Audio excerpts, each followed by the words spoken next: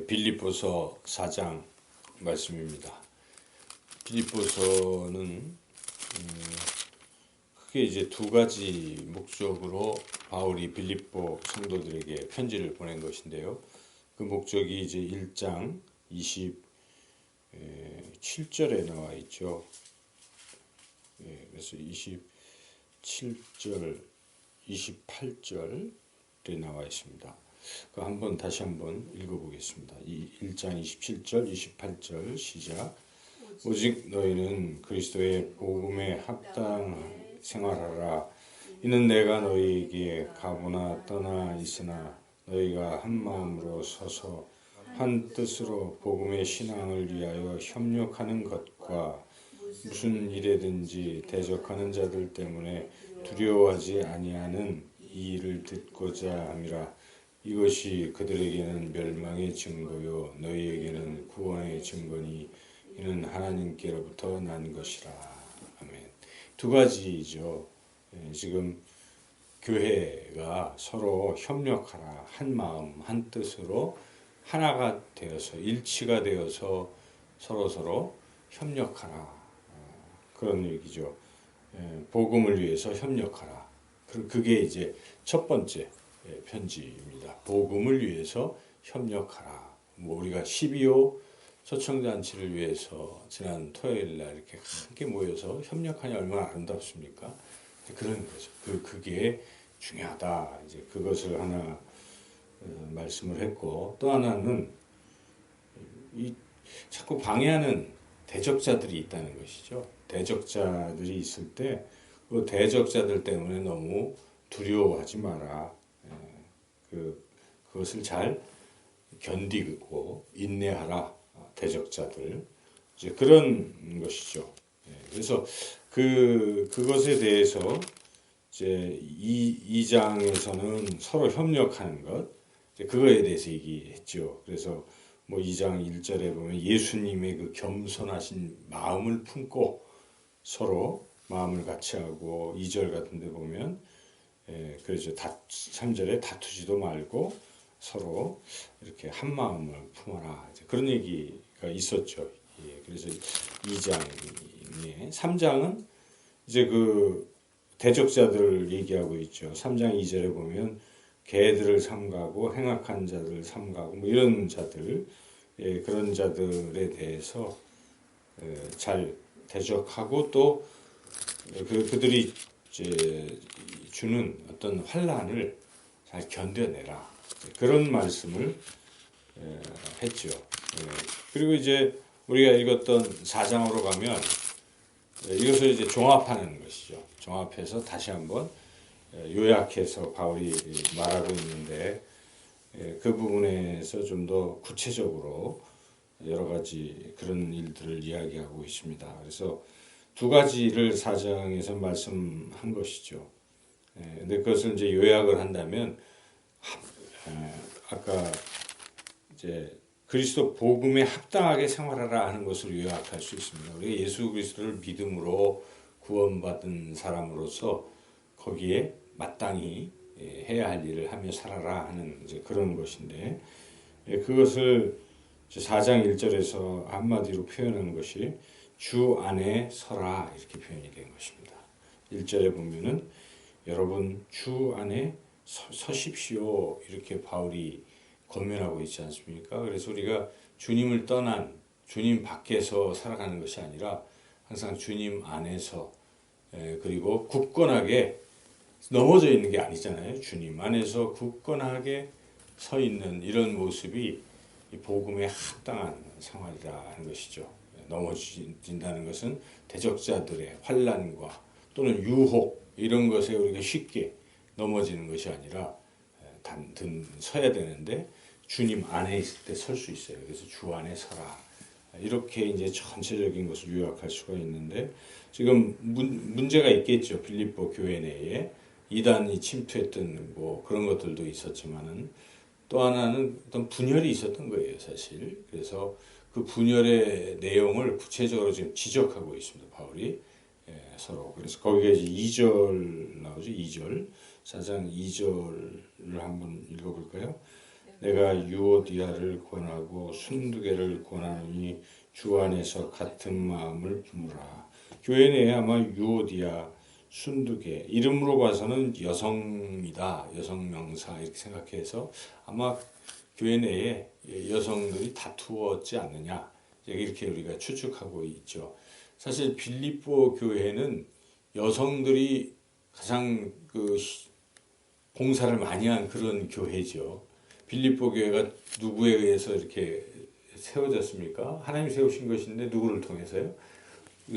자주장사 루디아를 통해서 세웠죠. 그러니까 바울 일행이 마게도냐의 그 사람이 손짓하는 그런 환상, 성령의 이끌림을 받아서 유럽으로 건너갔는데 첫 번째 건너간 곳이 그게 이제 빌립보잖아요. 근데 빌립보에 가서 기도처를 찾고 있는데 그 얘기를 듣고 옆에 있던 루디아라는 자주장사 여인이 우리 집에 오세요 해서 교회가 루디아 그 집에서 시작된 거예요. 그러니까 여성들이 굉장히 열심히 헌신했다는 걸 우리가 알 수가 있죠. 근데 헌신을 열심히 하다 보니까 여성들이 이제 교회에서 중심이 됐었는데 이제 다툰 것이죠. 다툰 이유는 아마도 지금 에바브로디도 때문에 이제 문제가 생긴 것이 에바브로디도를 보내는데 제대로 못하고 바울한테 감옥에 있는 바울한테 보냈는데 제대로 못하니까 보낸 측면이 이제 누가 있겠죠 여기서. 그랬더니 보내지 않은 측면에서 있는 분은 아니 그걸 제대로 사람을 뽑아서 보내야지 뭐 이제 예를 들면 이제 그렇게 비아냥거렸다든지 그랬겠죠. 그래서 그걸로 서로 다툼이 일어난 것이죠. 그래서 바울이 그걸 잘 알고 같은 마음을 품으세요 이렇게 이제 권면하고 있습니다. 그래서 우리가 교회에서는 같은 뜻, 같은 마음, 같은 생각 다 성령이 주시는 그런 마음을 품어야 되는 것이고 그리고 이 3절은 서로 협력하라. 여기 보니까 뭐 글레멘드 그 외에 여러 사람들을 돕고 뭐 이렇게 하라. 또 이제 이렇게 그 주의를 하는 사람들을 잘 함께 동역하라. 이렇게 해서 3절, 2절, 3절은 연합해라. 복음을 위해서 연합하라 하는 그것을 다시 한번 구체적으로 사람들의 이름을 거명하면서 바울이 말씀하고 있는 것이죠. 우리가 교회 내에서 신앙생활을 할 때는 항상 복음을 위하여 서로 한 뜻이 되는 것 참 중요합니다. 그러기 위해서 기도하는 게 가장 소중하죠. 기도하다 보면 마음을 같이 하는 것이죠. 어찌 보면 토요일 날 그렇게 많이 나오신 것도 기도를 해서 그런 것이 아닌가 이런 생각이 들어요. 기도해서 서로 하나가 돼서 이렇게 협력했다는 생각이 듭니다. 그리고 이제 4절부터 쭉 이어지는 7절까지는 유명한 말씀인데 이 핵심은 결국 대적자들이 괴롭히고 이러는 가운데 어려움이 있을 거 아니겠습니까? 환난. 그런 환난을 잘 견뎌내라. 이런 것이라고 볼 수가 있겠어요. 그래서 4장 4절에 환난 중에도 항상 어떻게 하라는 것입니까? 기뻐하라 항상. 근데 그냥 어디서 기뻐하냐면 주 안에서. 그러니까 주님을 의지하면서 담대하게 기뻐하라. 이것이 이제 바울이 말씀하는 것입니다. 대적자들로 인한 유혹과 환난을 견뎌내서 주 안에 설 수 있는 방법은 그러니까 항상 주 안에서 기뻐하고 또 5절에는 이제 관용 그렇죠 너그럽게 또 그런 부분들을 대하라 하는 것이죠. 그리고 6절은 그런 환난에서도 염려하지 말라 하는 것이죠. 환난이 오면 사람들이 염려하지 않습니까? 염려하지 말고 기도하라. 감사함으로 아뢰면 하나님께서 그런 환난 속에서도 7절의 말씀처럼 평안함으로 지켜주신다. 그러니까 핵심이 결국은 대적자들 어려움, 환난에 지지 말라는 것입니다. 주님 안에서 기뻐하면서 든든히 서라. 이것이 복음에 합당하게 사는 사람들의 모습, 온전한 그리스도인의 모습. 이것을 바울은 그렇게 전하기를 간절히 원한 것이죠. 그래서 이 8절이 그래서 그렇게 하라고 이제 내게 배우고 받고 듣고 본 바대로 9절에 그렇게 행하라 이런 말씀을 한 것이고 무슨 일이든지 잘 해라. 여기에 이제 8절에 무엇에든지 참되며 무엇에든지 경건하며 무엇에든지 오르며 무엇에든지 이게 참 오래 기억이 되는 말씀이에요. 저도 이 말씀이 항상 떠올라요. 제가 삶에서 좀 죄 가운데 이렇게 생각하려고 해도 기도하다 보면 이 말씀이 떠오르면 그렇지. 항상 무슨 일이든지 바르게 해야 된다. 참되게 해야 된다.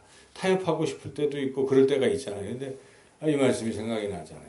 기도할 때 그렇지. 무슨 일이든지 우리 그리스도인들은 바르게 참되게 경건하게 옳게 정결하게 사랑할 만하며 칭찬을 받을 만하며 이렇게 매사에 주 안에서 살아가야 된다. 그런 마음을 우리가 가지고 살아가야 되겠다 하는 것이죠. 이제 10절부터는 감사하는 것이죠. 감사하지만 바울이 말하려고 하는 핵심은 바로 여러분들이 복음에 합당하게 사는 삶을 자기는 원한다. 이 얘기를 하고 싶은 것입니다. 곧 그렇게 합당한 열매를 맺고 사는 것을 저는 원합니다. 그 얘기죠. 그 핵심이 16절과 17절에 그 얘기를 하고 있는 거예요. 17절 한번 읽어볼까요? 내가 선물을 구함이 아니요 오직 너희에게 유익하도록 풍성한 열매를 구함이라. 복음에 합당한 풍성한 삶, 그 열매 맺는 삶을 사는 것을 원하는 것이다. 물론 나에게 선물 준 것은 참 기쁘고 감사한 일이다. 그렇지만 그게 핵심이 아니다. 여러분들이 그렇게 복음 안에서 서로 복음을 위해서 연합하고 환난 가운데서도 주 안에서 잘 든든히 서서 교회가 굳건하게 서는 것을 원한다. 지금 그 얘기를 하는 것입니다. 그러면서도 이제 감사를 하긴 합니다. 지금 감옥에 있는데 에바브로디도를 통해서 쓸 것을 공급을 했기 때문에 여지껏 바울이 목회를 했지만 빌립보 교회처럼 자기를 도와준 사람이 재정적으로 도와준 사람이 없었거든요. 그래서 참 그 부분을 감사하긴 하는 것이죠. 바울은 자비량 선교 천막 깁는 것을 하면서 자기 스스로 돈을 벌어서 선교를 했던 분이잖아요. 그런데 감옥에 있으니까 그것도 못하잖아요. 근데 그런 가운데에 유일하게 빌립보 교회가 재정적인 후원을 했기 때문에 사람도 보내주고 그랬기 때문에 바울이 참 감사하긴 합니다. 그러나 난 사실 없어도 되긴 해요. 이런 얘기를 하는 거예요. 너무 감사하긴 하지만 저는 없어도 되는데 그 선물 주신 것보다 더 제가 바라고 원하는 것은 여러분들이 복음에 합당한 열매를 맺고 사는 것을 원합니다. 바울이 그 얘기를 하는 것이죠. 그래서 자기는 아무리 어려워도 다 견딜 수는 있습니다 하는 것을 그 유명한 말씀을 여기서 하고 있지 않습니까? 여기에 보니까 뭐 10절에는 기쁘다. 너희가 나를 생각해서 이렇게 도와주고 하니까 기쁘지만 그렇지만 11절에서 13절을 같이 한번 읽어보죠.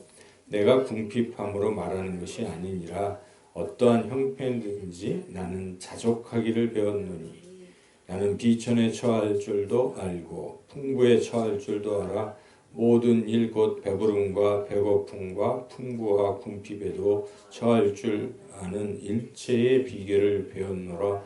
내게 능력 주시는 자 안에서 내가 모든 것을 할 수 있느니라. 그러니까 이런 감옥에서 어떤 쓸 것을 안 줘도 그 궁핍한 중에도 주님 안에서 잘 견딜 수 있는 그러한 비결도 알고 또 그렇게 살 수 있다. 그 얘기를 하는 거죠. 그렇지만 그래도 여러분들이 선물 주신 것은 참 감사하다. 그게 이제 14절이죠. 읽어볼까요? 그러나 너희가 내 괴로움에 함께 참여하였으니 잘하였도다.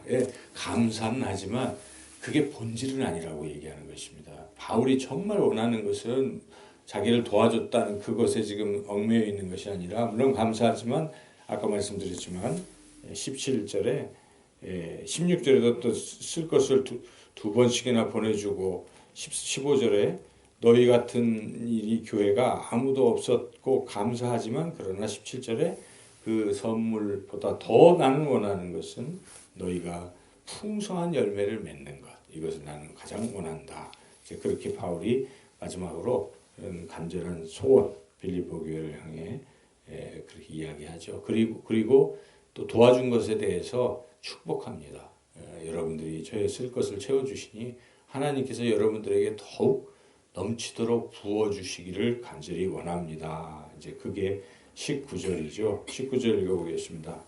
너의 하나님이 그리스도 예수 안에서 영광 가운데 그 풍성한 대로 너희 모든 쓸 것을 채우시리라. 이것이 바울이 빌립보 교회에 보내는 편지의 내용입니다.